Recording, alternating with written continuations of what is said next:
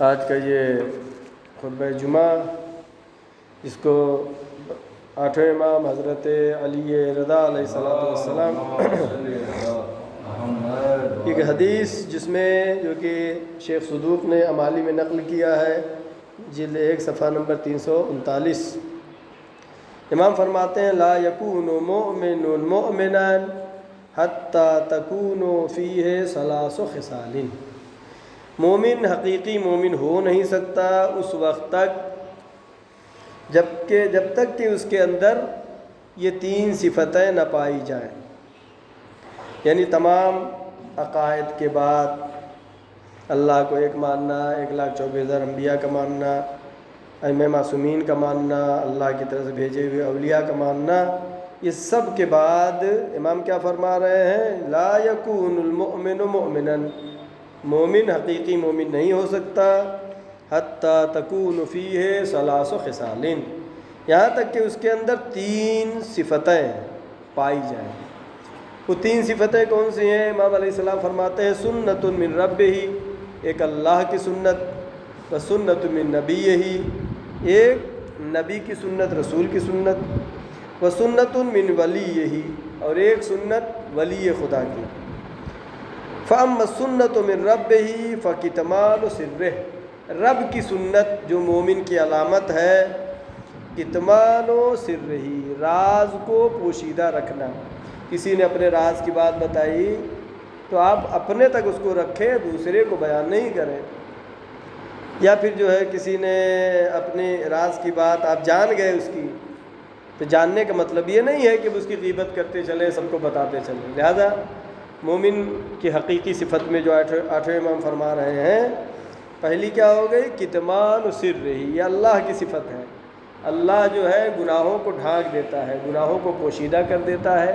انسان کی عزت اللہ کی نظر میں بہت زیادہ پیاری ہے۔ انسان ہو سکتا ہے بہترین انسان ہے، اچھا کام کرتا ہے، لیکن کبھی غلطیاں ہو سکتی ہیں۔ لہذا خدا بند عالم جو کہ رب ہے انسان کا، اس کی صفت یہ ہے کتمان سرِّہ، سر پوشیدہ باتیں جو ہیں انسان کی، اس کو چھپانا، یہ حقیقی مومن کی ایک پہچان ہے۔ وَأَمَّا السُّنَّةُ مِن نَبِيِّهِ فَمَدَارَاتُ النَّاسِ، سنت نبی ہے جو مومن حقیقی مومن کی پہچان ہے، وہ کیا ہے؟ مدارات الناس، لوگوں کے ساتھ نرمی کرنا، لوگوں کے ساتھ محبت کے ساتھ رہنا، لوگوں کا خیال رکھنا، سختی نہ کرنا۔ قرآن کیا کہتا ہے؟ محمد رسول اللہ والذین معہ رحماء اشداء علی الکفار رحماء بینہم، آپس میں ایک دوسرے کے اوپر رحم کا ہونا۔ اور پیغمبر کی زندگی میں بہت سارے واقعات ملتے ہیں جو کہ مورخین نے نقل کیا ہے۔ اس میں سب سے بڑا واقعہ جو ہوا ہے وہ فتح مکہ کا ہے، جس وقت جو ہے پیغمبر اکرم حضرت محمد مصطفیٰ صلی اللہ علیہ وسلم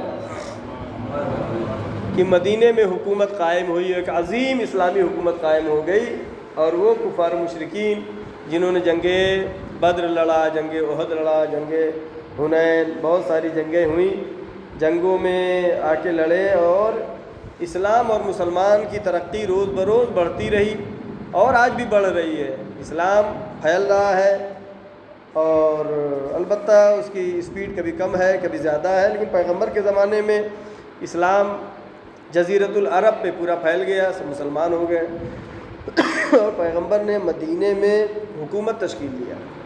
حکومت بنانے کے بعد اسلامی حکومت، اور پیغمبر نے اس سے پہلے صلح جو کیا کفار مشرکین کے ساتھ، صلح حدیبیہ، اور اس کے بعد فتح مکہ ہے۔ یعنی صلح کر کے پیغمبر یہ بتا رہے ہیں صلح حدیبیہ میں طاقتور ہونے کا مطلب یہ نہیں ہے کہ تم اس سے جنگ کرو، قبضہ کرو، لڑائی کرو، نہیں۔ پیغمبر کے پاس طاقت تھی، قوت تھی، قدرت ہونے کے بعد بھی رسول اللہ نے کفار و مشرکین سے صلح کیا۔ صلح جو ہے بہترین چیز ہے۔ اور فتح مکہ بھی جب پیغمبر بہت زیادہ حاجیوں کے ساتھ مکے میں آئے، اور تاریخ میں پورا تفصیل لکھی ہوئی ہے اس کی، اور اس وقت پیغمبر جب آئے ہوئے تو اس وقت کفار و مشرکین نے جب اتنا بڑا مجمع دیکھا تو کہا کہ وہ اب ان سے مقابلہ کر پانا مشکل ہے۔ لہٰذا اسلامی لشکر کے کچھ صحابیوں نے جنہوں نے اسلام کو صحیح نہیں پہچانا تھا، انہوں نے نعرہ لگایا کہ آج بدلہ لینے کا دن ہے، آج بدلہ لینے کا دن ہے۔ پیغمبر نے کہا نہیں، نعرہ لگاؤ الیوم یوم المرحمہ، آج رحمت کا دن ہے۔ لہٰذا پیغمبر سے جو آٹھویں امام فرما رہے ہیں 3 صفتیں حقیقی مومن کی جو پہچان، پہلی کیا ہوئی؟ کتمان و سر، راز کا پوشیدہ رکھنا، کسی کی برائی معلوم ہے اس کو دوسروں کو نہ بتانا، یہ اللہ کی صفت ہے جو حقیقی مومن کی پہچان ہے۔ دوسری صفت کیا ہو گئی؟ مدارات الناس، لوگوں کے ساتھ نرمی کی۔ اب پیغمبر نے کتنی نرمی کیا؟ اتنی کی پیغمبر نے کہا کہ جو سب سے بڑا دشمن ہے اسلام کا، جس نے جنگ بدر لڑی، جس نے جنگ احد لڑی، کون ہے؟ ابو سفیان، سردار کفار مشرکین کا۔ رسول نے کیا اعلان کیا؟ جو ابو سفیان کے گھر میں پناہ لے لے گا وہ امان میں ہے، جو حرم کے اطراف خانہ کعبہ کے پاس میں جو پناہ لے گا وہ امان میں ہے، جو اپنے گھر میں رہے گا وہ بھی امان میں ہے۔ یہ کیا پیغمبر اعلان کرنا چاہ رہے ہیں؟ یہ مدارات اسے کہتے ہیں، اس کو کہتے ہیں مدارات، کہ پیغمبر نے کہا کوئی کسی پہ حملہ نہیں کرے گا، کوئی کسی کو مارے گا نہیں، کوئی خوریزی نہیں ہونی چاہیے، اور بغیر کسی لڑائی کے، بغیر کسی جنگ کے، بغیر تلوار چلے ہوئے پیغمبر نے فتح مکہ کرنے کے بعد جو مدارات دکھایا ہے، جو محبت دکھائی ہے، جو نرمی دکھائی ہے، یہ پہچان ہے ایک مومن کی، مدارات الناس۔ یہاں تک کہ پیغمبر اکرم حضرت محمد مصطفیٰ صلی اللہ علیہ وآلہ وسلم کا قاتل جو ہے حبشی غلام یا جناب حمزہ جو رسول کے چچا ہیں، انہی کا جگر کو چبانے والی ہندہ ابو سفیان کی زوجہ، وہ بھی اسلام لائی۔ تو پیغمبر نے نہیں کہا کہ نہیں تمہیں تو اسلام تمہارا قبول نہیں ہوگا، اس کی گردن اڑا دو۔ ہاں، پیغمبر نے یہ کہا اس غلام سے بھی، ہندہ سے بھی، کہ تم لوگ میرے سامنے پھر آنا نہیں، چونکہ رسول کے چچا کے قاتل ہیں، رسول نے اس کا بھی بدلہ نہیں لیا۔ یہ مدارات ہے پیغمبر کے، چاہتے لے سکتے ہیں، اپنی حکومت ہے، فوج ہے، طاقت ہے، لیکن پیغمبر نے کہا کہ میرے سامنے نہیں آنا، اس لیے کہ جب تم میرے سامنے آتے ہو تو میرا غم تازہ ہو جاتا ہے۔ لہٰذا مدارات جو ہے سیرت رسول میں بہت مواقع پر بہت زیادہ پایا جاتا ہے۔ وَأَمَّا السُّنَّةُ مِنْ وَلِيِّهِ، ولی خدا کی سنت جو حقیقی مومن کی پہچان ہے وہ کیا ہے؟ فَالصَّبْرُ فِي الْبَأْسَاءِ وَالضَّرَّاءِ، صبر کرنا سختی کے زمانے میں بھی اور آرام کے زمانے میں۔ یعنی پیسہ زیادہ ہو گیا تو لگے اڑانے، ادھر حرام جگہوں پر خرچ کرنے لگے، فالتو اسراف کرنے لگے، یہ کیا ہے؟ یہ صبر کے خلاف ہے۔ پیسے کو صحیح جگہ استعمال کرنا، یا تکلیف میں ہے آدمی اس وقت جو ہے صبر کرنا، یعنی یہ کس کی صفت ہے؟ اولیاء خدا کی صفت ہے، جو حقیقی مومن کی پہچان ہے، سختی میں بھی اور جس وقت فراوانی ہو مال کی، دونوں وقت میں صبر کرنا۔ صبر کا مطلب یہ نہیں کہ صرف جو ہے کوئی غم ہو گیا، کوئی مر گیا تو اس پہ صبر کر لینا، صبر اپنے کو گناہ سے روکنا، صبر بر طاعت، اطاعت خدا میں صبر کرنا، یعنی پیسہ ہے اور جو ہے اضافی فالتو اسراف کر سکتے ہیں لیکن اس سے اپنے کو روک لینا، یہ کیا ہے؟ صبر بر طاعت ہے، اطاعت خدا میں صبر کرنا۔ لہذا مومن کی صفت میں، حقیقی مومن کی صفت میں جو آٹھویں امام نے بتایا ہے وہ 3 چیزیں: کتمان السر، راز کو پوشیدہ رکھنا، راز کی بہت ساری قسمیں، کبھی جو ہے ایک فیملی کا راز ہوتا ہے، کبھی ایک گھر کا راز ہے، کبھی اپنا خود شخصی راز ہوتے ہیں۔ کتمان سر یہ حقیقی مومن کی پہچان ہے۔ مدارات الناس، لوگوں کے ساتھ نرمی کے ساتھ پیش آنا، یہ بھی کیا ہے؟ حقیقی مومن کی پہچان ہے۔ اور صبر کرنا، فی البأساء والضراء، سختیوں میں بھی، نرمی میں بھی، ہر حال میں صبر کرنا۔ اس کے لیے نمونے بہت سارے ہیں۔ جناب نوح کا ہے، جناب نوح پہ کتنا زیادہ ان کی قوم والوں نے ستایا، اور خود رسول اللہ کے اوپر کتنی زیادہ سختیاں کی، لیکن رسول نے برداشت کیا۔ مولا علی کے اوپر کتنے ظلم ہوئے، کتنی سختیاں ہوئیں، مولا علی نے برداشت کیا۔ رسول کی بیٹی پہ، ائمہ معصومین پر ظلم ہوا، یہ صفت کیا ہے؟ وَأَمَّا السُّنَّةُ مِنْ وَلِيِّهِ فَالصَّبْرُ، ولی خدا کی صفت جو حقیقی مومن کی پہچان ہے وہ صبر کرنا ہے۔ بہرحال یہ مہینہ جو کہ شروع ہوا ہے ذی قعدہ کا، بہت ہی عظیم مہینہ ہے، اور اس کے میں ہمیں چاہیے کہ پوری طریقے سے فائدہ اٹھائیں۔ اور 4 حرام مہینوں میں سے ایک یہ ہے۔ حرام مہینے کیا مطلب؟ 4 مہینے کون سے؟ رجب ہے، ادھر 3 مہینے ذی قعدہ، ذی الحجہ اور محرم۔ یہ حرام مہینے ایسا نہیں ہے کہ اسلام کے آنے کے بعد سے حرام مہینہ ہوا، نہیں، یہ محترم، حرام یعنی محترم مہینہ۔ اس مہینے میں جنگ و جدال اسلام سے پہلے بھی حرام تھا، جاہلیت میں بھی اور دین اسلام میں بھی، ان مہینوں میں یعنی جنگ ماہ رجب اور ذی قعدہ جو مہینہ چل رہا ہے، ذی الحجہ اور محرم جو مہینے آنے والے ہیں، یہ وہ مہینہ ہے کہ اگر جنگ ہو بھی رہی ہے تو جنگ روک دی جاتی ہے۔ یہ حرام مہینہ ہے، یہ گزشتہ امتوں سے، گزشتہ ادیان سے چلا آ رہا ہے۔ صلوات بھیجے محمد والے۔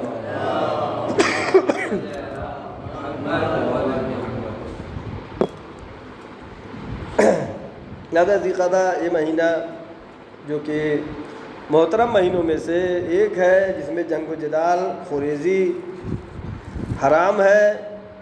اس سلسلے میں اس مہینے کی فضیلت کے بارے میں سید ابن طاؤس علیہ الرحمہ نے اقبال الاعمال جو ان کی کتاب ہے دعاؤں کی، اس میں لکھا ہے کہ یہ مہینہ بلا و مصیبت میں گرفتار انسانوں کے لیے دعا کا مہینہ ہے۔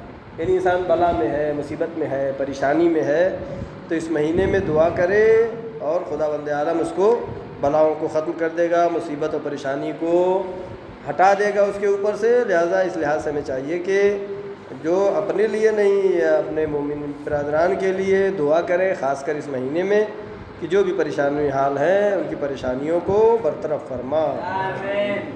اور جواد ملکی تبریزی بہت بڑے عالم ہیں، انہوں نے تحریر کیا ہے کہ اس مہینے میں یعنی ذی قعدہ کے مہینے میں سنیچر، منگل، جمعرات اور جمعہ، یہ 4 دن جو ہے روزہ رکھنا بہت ہی ثواب رکھتا ہے، اور ایک روزہ جو ہے 1 سال کی عبادت کا ثواب رکھتا ہے۔ اور اس مہینے میں بہت سارے اعمال بھی ہیں ماہ ذی قعدہ میں، انشاءاللہ جو ہے ان تاریخوں میں انجام دیا جائے گا۔ اس میں سے 15 ذی قعدہ جو ہے خاص ہے، جو عبادت اور استغفار کے لیے خاص دن ہے۔ اس دن اعمال ہیں، عبادت کرنا ہے، خدا کی راہ میں استغفار کرنا ہے، اور حاجتوں کی پوری ہونے کی رات ہے یہ۔ لہٰذا انشاءاللہ 15 ذی قعدہ کو عبادت میں گزاریں گے۔ اور دوسری اس مہینے کے اعمال میں 25 ذی قعدہ جو کہ یوم دحو الارض کہلاتا ہے۔ دحو الارض کا مطلب جس دن زمین بچھائی گئی۔ زمین کا مرکز کہاں ہے؟ زمین کا مرکز خانہ کعبہ ہے۔ آج سائنس بھی قبول کر رہی ہے، ہم تو پہلے سے کہہ رہے ہیں، اسلام شریعت پہلے سے بتا رہی ہے زمین کا مرکز خانہ کعبہ ہے۔ لہذا وہاں جو زمین بچھائی گئی ہے یوم دحو الارض کہلاتا ہے۔ اس دن کے اعمال ہیں، انشاءاللہ انجام دیں گے۔ اور تیسرا عمل اس میں ذی قعدہ کا آخری دن ہے، اور اس دن میں تمام اعمال کے ساتھ ساتھ زیارت حضرت امام رضا علیہ السلام کا پڑھنا عظیم ثواب رکھتا ہے، اور مناسبتیں اور بھی اس میں ہیں۔ بہرحال اس مہینے میں جو اہم تاریخیں ہیں خلاصتاً میں بیان کر دوں کہ پہلی تاریخ گزری ہے ذی قعدہ کی، وہ ولادت باسعادت حضرت فاطمہ معصومہ قم سلام اللہ علیہ، جو کہ عظیم خوشی کی تاریخ تھی۔ اس کے بعد 11 ذی قعدہ ہے جو کہ 8ویں امام حضرت علی رضا علیہ السلام کی ولادت کی تاریخ، اور ایک روایت کے مطابق 23 ذی قعدہ 8ویں امام کی شہادت کی تاریخ ہے، اور 25 ذی قعدہ دحو الارض جو کہ ہم نے پہلے بیان کیا، 29 ذی قعدہ امام محمد تقی علیہ السلام کی شہادت کی تاریخ ہے۔ لہذا ہمیں چاہیے کہ ان مناسبات میں توجہ دیں، پروگرام کریں، اس میں شرکت کریں۔ یہ ہمارے کسی بھی قوم کے زندہ ہونے کی دلیل یہ ہے کہ اپنے مذہب میں جو مناسبتیں ہیں، جو خوشیاں ہیں، جو غم ہیں، اس میں خوشی منائیں، اور غم میں غم منائیں، جس کے لیے یہ حدیث بھی ہے جو کہ چھٹے امام حضرت جعفر صادق علیہ الصلوۃ والسلام فرماتے ہیں شیعتنا خلقوا من فاضل طینتنا، شیعہ کی فضیلت امام علیہ السلام اس حدیث میں بیان کر رہے ہیں کہ میرے شیعہ وہ ہیں جو ہماری فاضل طینت سے بنائے گئے ہیں، وَأَجْنُوا بِمَاءِ وِلَایَتِنَا، اور ہماری ولایت کے پانی سے ان کا جسم بنایا گیا ہے، وَيَحْزَنُونَ بِحُزْنِنَا وَيَفْرَحُونَ بِفَرْحِنَا، ہمارے غم میں وہ غم مناتے ہیں اور ہماری خوشیوں میں خوشی مناتے ہیں۔ لہذا ہمیں چاہیے کہ ان مناسبات کو دھیان رکھیں اور کوشش کریں کسی نہ کسی طریقے سے خوشی منائیں۔ آپ جشن نہیں کر سکتے، پروگرام نہیں کر سکتے، جشن میں نہیں آ سکتے، اب اگر میٹھا بننا ہے تو کوشش کریں کسی امام کی ولادت کی تاریخ اس میں بنایا جائے، یا پھر کوئی اچھا کھانا بنانا ہے، اس کی کیا بچوں کی تربیت ہے، ساتھ میں محبت اہل بیت کو آگے بڑھانا، اپنے بچوں تک پہنچانا، اپنے سے بہتر ان تک پہنچانا۔ کیا ہے، ہم اپنے پروگرام کو اس سے ہم جوڑ لیں کہ غم کی تاریخ ہے تو اس میں ہم غم منائیں گے، خوشی کی تاریخ ہے تو اس میں ہم خوشی منائیں گے۔ البتہ ضروری نہیں ہے کہ جو ہے آپ پورا جشن کیجئے، نہیں، خوشی کی تاریخ ہے تھوڑا سا لائٹنگ کر دیا کچھ، یا غم کی تاریخ ہے کالا پرچم دروازے پہ لگا دیا، بس اتنا تو کر ہی سکتا ہے مومن۔ لہذا جو ہے ہمیں چاہیے کہ ان تاریخوں کا ہم خیال رکھیں اور اہل بیت کی خوشی میں خوش ہو کر کے جو امام کی حدیث ہے اس میں شامل ہو جائے۔ ہماری دعا ہے پروردگارہ ہم کو اہل بیت علیہ السلام کا حقیقی چاہنے والا قرار دے۔ بابو جو بھی پریشان حال ہیں ان کی پریشانیوں کو برطرف فرما، جو مقروض ہیں ان کے قرضوں کو ادا فرما۔ پروردگارہ جو طلاب و طالبات علم حاصل کر رہے ہیں ان کو روز بروز علمی روحانی ترقی کامیابی عطا فرما۔ پروردگارہ باران رحمت نازل فرما۔ بابو جو بے روزگار ہیں ان کو بہترین روزی عطا فرما، جو باروزگار ہیں ان کی روزی میں خیر و برکت عطا فرما۔ پروردگارہ جو بھی مریض ہیں ان کو شفائے کامل و عاجل عطا فرما۔ ہمارے تمام گناہ صغیرہ و کبیرہ کو معاف فرما، ہمارے مرحومین کے تمام گناہ صغیرہ و کبیرہ کو معاف فرما۔ پروردگارہ پرچم اسلام کو سربلند فرما، پرچم کفر و نفاق کو سرنگوں فرما۔ علماء اکرام، مراجع اکرام، بلخص آیت اللہ سیستانی و مقام معظم رہبری کی حفاظت فرما۔ معبود آخری حجت امام زمانہ کے ظہور میں تعجیل فرما، ہم سب کو ان کے یاور و انصار میں شمار فرما۔ بسم اللہ الرحمن الرحیم۔ والعصر ان الانسان لفی خسر الا الذین آمنوا وعملوا الصالحات وتواصوا بالحق وتواصوا بالصبر۔ صدق اللہ العلی العظیم۔ والسلام علیکم ورحمۃ اللہ وبرکاتہ۔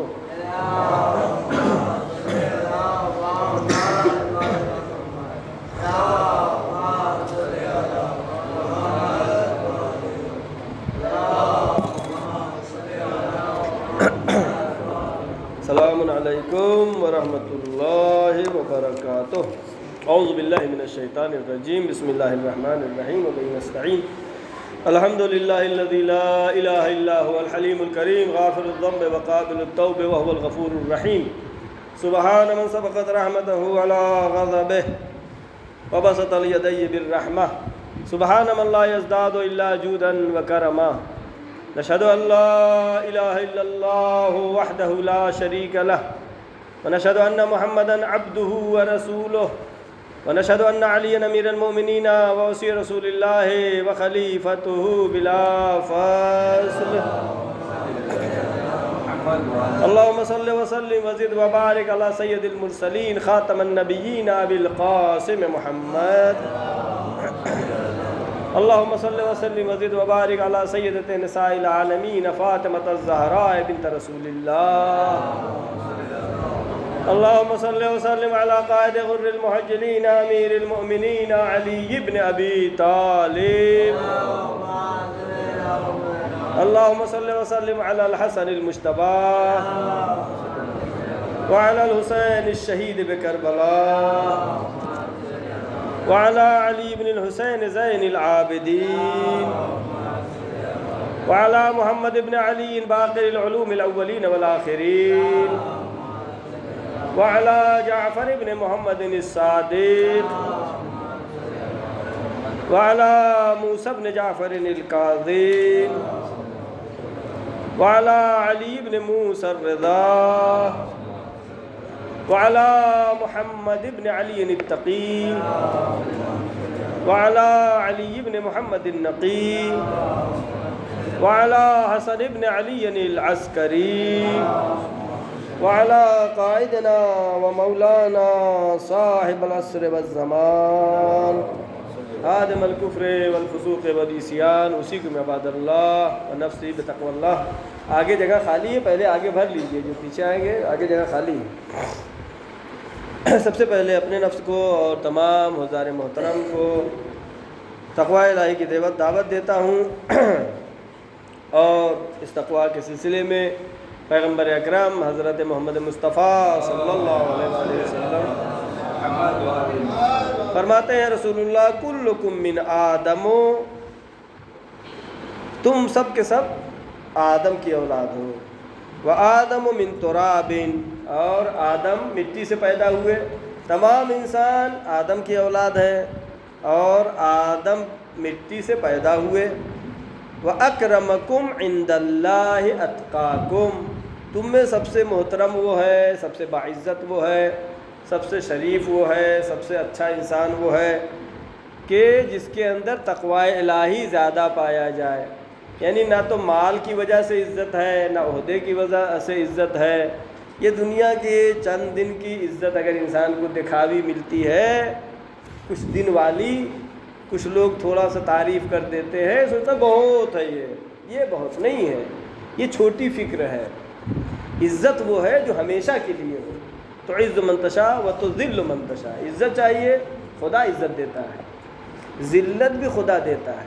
گناہ سبب بنتے ہیں، انسان ذلیل ہو جاتا ہے. عزت خدا جسے دے دیتا ہے وہ عزت ختم ہونے والی نہیں ہے، وہ دائمی، پائیدار اور باقی رہنے والی. لہذا تقوی الہی جو کہ آیات میں، روایات میں ہے کہ اکرام، بزرگی، انسان کی بلندی، انسان کی عزت کیا ہے؟ تقوی الہی کی وجہ سے. اور جیسا کہ گزشتہ خطبے میں بھی ہم نے بیان کیا کہ ماہ ذی القعدہ جو کہ حرام مہینوں میں سے ایک ہے، اور حرام مہینے کون کون سے ہیں؟ رجب، ذی القعدہ، ذی الحجہ اور محرم، یہ 4 مہینے جس کی عظمت ان مہینوں کی بہت زیادہ ہے، مرتبہ بہت زیادہ ہے.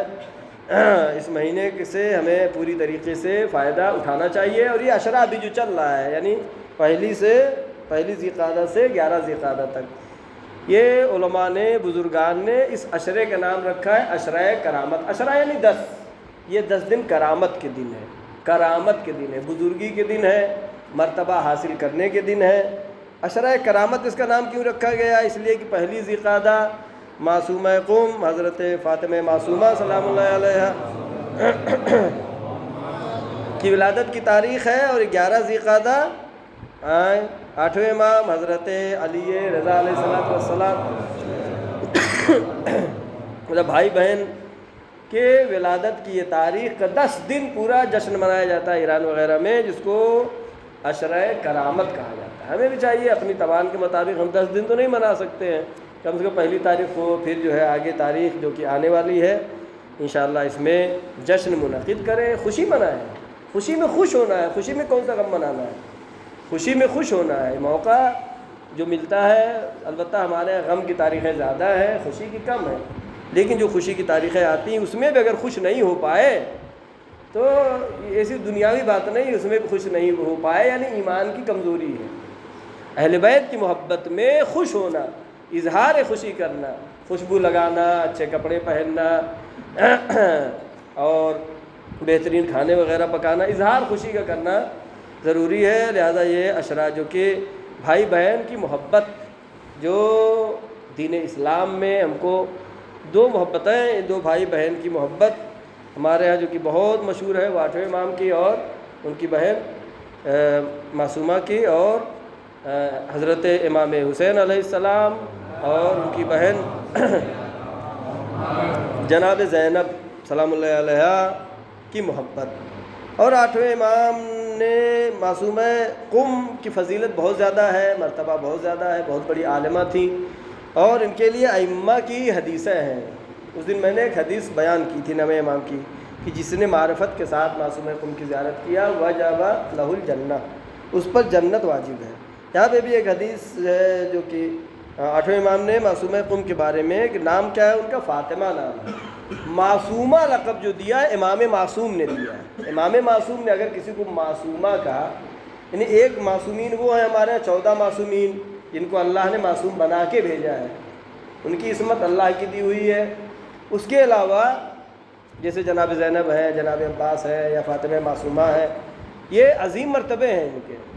امام رضا علیہ السلام نے معصومہ کا لقب دیا ہے، اور امام رضا علیہ السلام سے وارد ان کی زیارت بھی ہے۔ غیر معصومین میں بہت کم شخصیتیں ہیں جن کی زیارت ہوتی ہے، جن کی جیسے جناب مسلم کی زیارت پڑھی جاتی ہے، جناب مختار کی زیارت پڑھی جاتی ہے غیر معصومین میں، اور لہذا جناب فاطمہ معصومہ قم سے جو مشہور ہیں، ان کی ولادت کی تاریخ جو ابھی گزری ہے الحمدللہ اس میں جشن میں منایا۔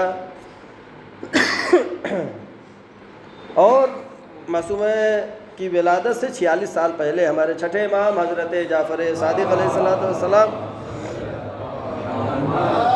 نے فرمایا کہ متن حدیث نہیں پڑھ رہا ہوں، صرف ترجمہ، کہ میرے بیٹے موسیٰ کے یہاں ایک بیٹی ہوگی جس کا نام فاطمہ ہوگا، اور وہ قم میں دفن ہوگی، جو بھی اس کے حق پہچانتے ہوئے اس کی زیارت کرے گا اس پر جنت واجب ہے۔ معرفت کے ساتھ معصومہ قم کی زیارت کا یہ مقام ہے، معصومہ قم کا یہ مرتبہ ہے۔ اور چونکہ امام رضا علیہ السلام کی ولادت کی تاریخ بھی آ رہی ہے، لہذا امام رضا علیہ السلام کی ایک حدیث جس میں ہمارے 8ویں امام حضرت علی رضا علیہ السلام امام فرماتے ہیں رحم اللہ عبدا احیا امرنا، اللہ کی رحمت ہو، امام دعا کر رہے ہیں اللہ کی رحمت ہو اس بندے کے اوپر احیا امرنا جو ہمارے امر کو زندہ کرے۔ قلت کیف یحیا امرکم، راوی نے کہا، راوی کہتا ہے میں نے کہا کہ مولا آپ کے امر کو زندہ کرنے کا کیا مطلب ہے، آپ کا کون سا امر ہے جس کو زندہ کرنے والے کے لیے آپ دعا دے رہے ہیں؟ قال یتعلم علومنا، ہمارے علوم کو سیکھے، ہمارے علوم کو حاصل کرے، علوم اہل بیت، ویعلمها الناس، اور لوگوں کو سکھائے۔ فإن الناس وعلموا محاسن کلامنا، اس لیے کہ اگر لوگ ہمارے کلام کے حسن کو جان جائے، دنیا کے عام انسان، لتبعون الحدیث، وہ ہمارے حدیث کو سن کر کے، ہمارے کلام کو سن کر کے ہمارے چاہنے والے ہو جائیں گے، ہماری اطاعت کرنے والے ہو جائیں گے۔ البتہ جب حدیث پڑھی جاتی ہے تو لوگ اس سے تصور یہ کرتے ہیں کہ اس سے مراد جو حدیث میں لفظ ہے کیا ہے، یتعلم علومنا، کہ ہمارے علوم کو حاصل کرے، تو مولانا لوگوں کا کام ہے جا کر کے جو ہے حوضے میں پڑھے اور وہاں پہ حدیثیں پڑھے اور ریسرچ کرے، اور نہیں ہے، ایسا صرف نہیں ہے۔ حدیث جو ہے مطلق ہے، حدیث کیا کہہ رہی ہے، یتعلم علومنا، ہمارے علوم کو سیکھے دوسروں تک پہنچائے۔ ہم کیا کر سکتے ہیں؟ کم سے کم ائمہ کیا کہ حدیث یاد کر سکتے ہیں۔ کسی امام کی ولادت ہو، اس کی ایک حدیث چھوٹی سی ہے، ایک چھوٹی سی حدیث اگر یاد کر لے اور پھر کسی کو بتائے کہ ہمارے مولا نے یہ کہا ہے، عربی میں یاد کرے تو عربی کا اثر زیادہ ہے۔ صرف جو ہے آج کل تو بہت آسان ہے، واٹس ایپ پہ حدیثیں آتی رہتی، ایک دن میں گھر میں ایک وائٹ بورڈ خرید کے لا کے رکھے، اس پہ حدیث کو ماجک سے لکھ دیجئے، اس سے کیا کہتے ہیں، اسے ماجک بولتے ہیں،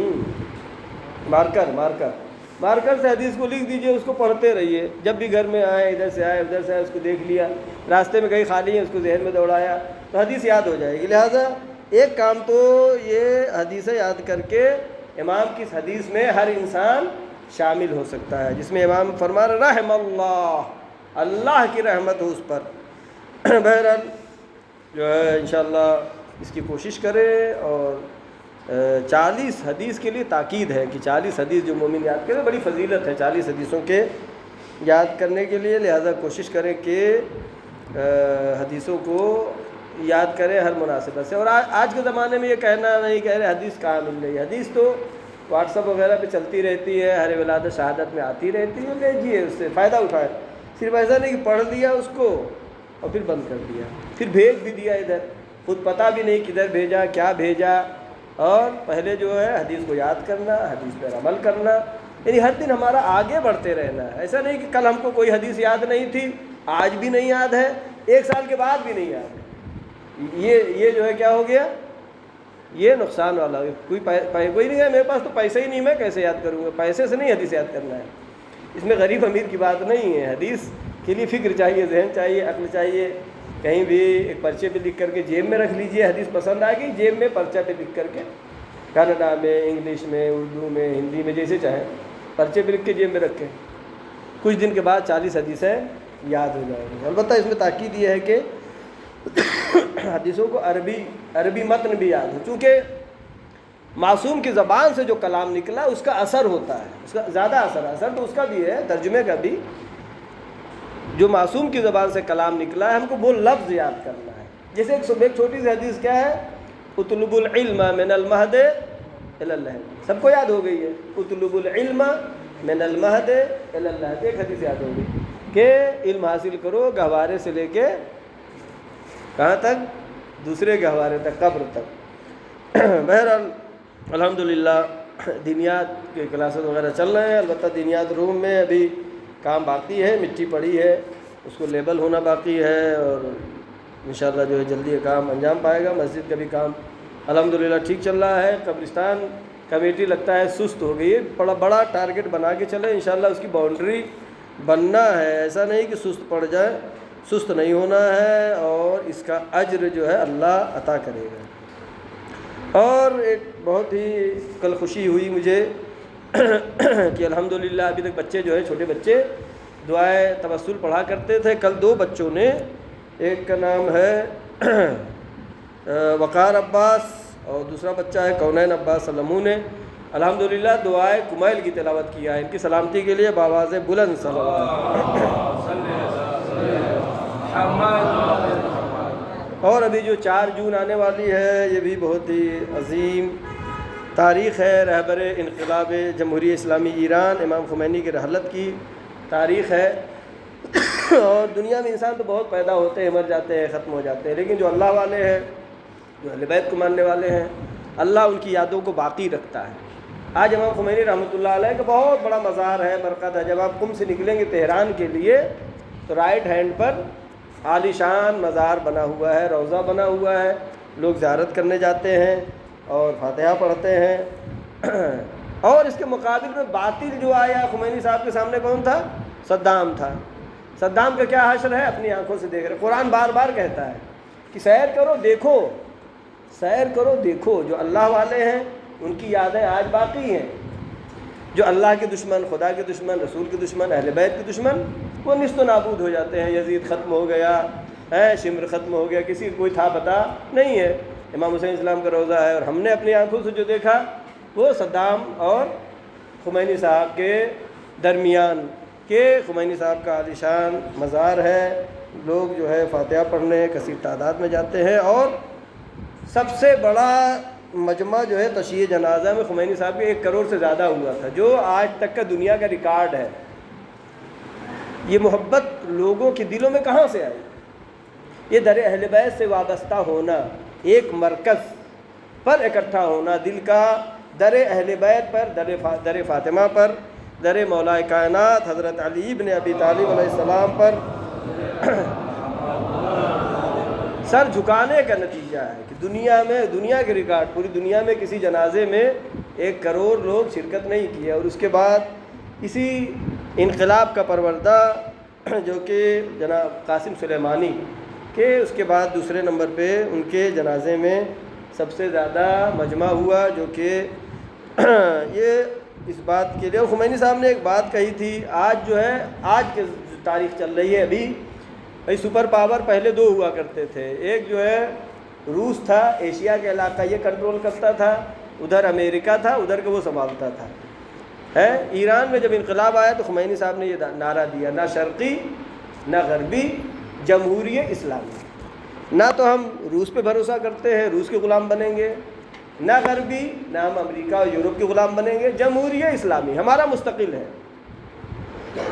لہذا خمینی صاحب نے جو البتہ آج جو زمانہ چل رہا ہے یہ پھر دوبارہ ایسا لگ رہا ہے حالات کہ امریکہ کی جو دادا گیری چل رہی تھی وہ ختم ہو رہی ہے اور پھر دوبارہ سے روس کھڑا ہو رہا ہے، یعنی دو طاقتیں سپر پاور جو دنیا کی نظر میں کہلانے والی ہیں وہ روس تیار ہو کر کے سامنے آ رہا ہے۔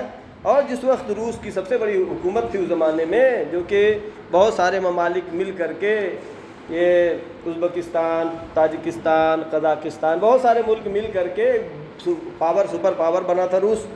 اس زمانے میں جو اس کے صدر تھے گورباچوف کو خمینی صاحب نے ایک لیٹر لکھا تھا، وہ بچے جو ہے نیٹ پہ سرچ کر کے دیکھ سکتے ہیں، خط انہوں نے لکھا۔ یہ سب چیزیں جو ہے یادگاری ہوتی ہیں، اور یہ ایک پیشین گوئی خمینی صاحب کی تھی جو صحیح ثابت ہوئی۔ انہوں نے لکھا تھا کہ میں دیکھ رہا ہوں، گورباچوف کے پاس لکھا تھا، اگر تم صحیح نہیں ہوئے، ظلم کرتے رہے، ظلم کے ساتھ حکومت نہیں چل سکتی۔ یہاں احادیث میں ہے کفر کے ساتھ تو حکومت چل سکتی ہے، ہو سکتا ہے کافر ہو حاکم حکومت چلائے، لیکن ظلم کے ساتھ حکومت نہیں چل سکتی، ختم ہو جاتی ہے۔ بڑی سے بڑی حکومتیں ختم ہو گئی، اور یہ سپر پاور جو روس تھا اس وقت ختم ہو گیا۔ اس کے لیے خمینی صاحب نے یہ لفظ لکھا، جو خط بہت بڑا تھا، اس میں یہ تھا، دو بزرگ علماء خط لے کے گئے تھے گورباچوف کے پاس، کہ انہوں نے لکھا کہ اب کے بعد کمیونزم کو دنیا کی سیاسی میوزیم میں تلاش کرنا ہوگا۔ کمیونسٹ کی حکومت تھی اور اس وقت کمیونسٹ ختم ہو گئی سمجھیے۔ خمینی صاحب نے جو کہا تھا دنیا کے سیاسی میوزیم میں تلاش کرنا ہوگا، یہ اشارہ تھا کہ تمہاری حکومت جو کہ ظلم کر رہی ہے، ظلم کے ساتھ کچھ چلنے والا نہیں ہے۔ اور آج کے اس جمعہ میں جو کہ گزشتہ ہفتے SLC کے ایگزام کے نتائج اعلان ہوئے ہیں، رزلٹ آ گیا، الحمدللہ بچوں نے اچھے نمبر حاصل کیے، کامیابی حاصل کیا ہے، اور انجمن عسکریہ، مومنین کریم پور اور دینیات کمیٹی سب کی ذمہ داری بنتی ہے کہ ایسے بچوں کو تشویق کیا جائے تاکہ بچے ہمارے آگے بڑھیں۔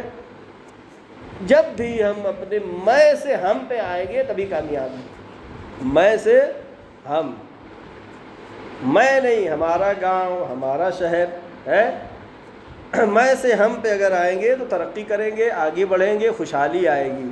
اگر میں پہ رہیں گے تو میں خدا کو پسند نہیں ہے، خدا کو میں پسند نہیں ہے۔ لہذا اس میں کو توڑتے ہوئے ہمیں چاہیے کہ ہم ہمیشہ جو ہے مل جل کر کے خوشی منائیں، اور جو بچیاں SLC کے ایگزام میں نمبر لائے ہیں ان کے پیرنٹس کو، ان بچے کو، ان کے والدین کو، ان کے رشتہ داروں کو اور مومنین کریم پور کو میں تہہ دل سے مبارکباد پیش کرتا ہوں۔ اور اس سلسلے میں انجمن عسکریہ و دینیات کمیٹی کی طرف سے ابھی نماز جمعہ ختم ہونے کے بعد نماز عصر سے پہلے ان بچوں کو جو ہے گل پوشی کی جائے گی، اور کچھ ہدیہ ہے دینیات کمیٹی کی طرف سے دیا جائے گا۔ البتہ جو بچیاں ہیں ان کے پیرنٹس آ کر کے انعام حاصل کر لیں گے۔ اور ہماری ساتھ ساتھ دعا ہے کہ پروردگارہ جو علم ہمارا سرمایہ ہے، پروردگارہ علمی میدان میں ہم کو روز بروز ترقی و کامیابی عطا فرما۔ پروردگارہ جو بھی پریشان حال ہے ان کی پریشانیوں کو برطرف فرما، جو مریض ہے ان کو شفاء کامل و عاجل عطا فرما۔ ہمارے بچے اور بچیوں کو زیادہ سے زیادہ توفیق دے کہ علم کے اس میدان میں آگے بڑھیں اور بلند مقامات تک پہنچ سکیں۔ پروردگارہ جہاں جہاں بھی شیعان حیدر کرار ہے، جہاں بھی جہاں مسلمان ہیں، ان کی جان و مال، عزت و آبرو کی حفاظت فرما۔ پروردگارہ دنیا میں جہاں بھی جنگ ہے، قتل ہے، خوریزی ہے، پروردگارہ اس دنیا میں امن، شانتی اور سکون عطا فرما۔ پروردگارہ ہمارے تمام گناہ صغیرہ و کبیرہ کو معاف فرما، ہمارے مرحومین کے تمام گناہ صغیرہ و کبیرہ کو معاف فرما۔ معبود پرچم اسلام کو سر بلند فرما، پرچم کفر و نفاق کو سرنگو فرما، آخری حجت امام زمانہ کے ظہور میں تعجیل فرما، ہم سب کو ان کے یاور و انصار میں شمار فرما۔ بسم اللہ الرحمن الرحیم، قل هو اللہ احد اللہ الصمد لم یلد ولم یولد ولم یکن له کفوا احد۔ صدق اللہ العلی العظیم۔ والسلام علیکم ورحمۃ اللہ وبرکاتہ۔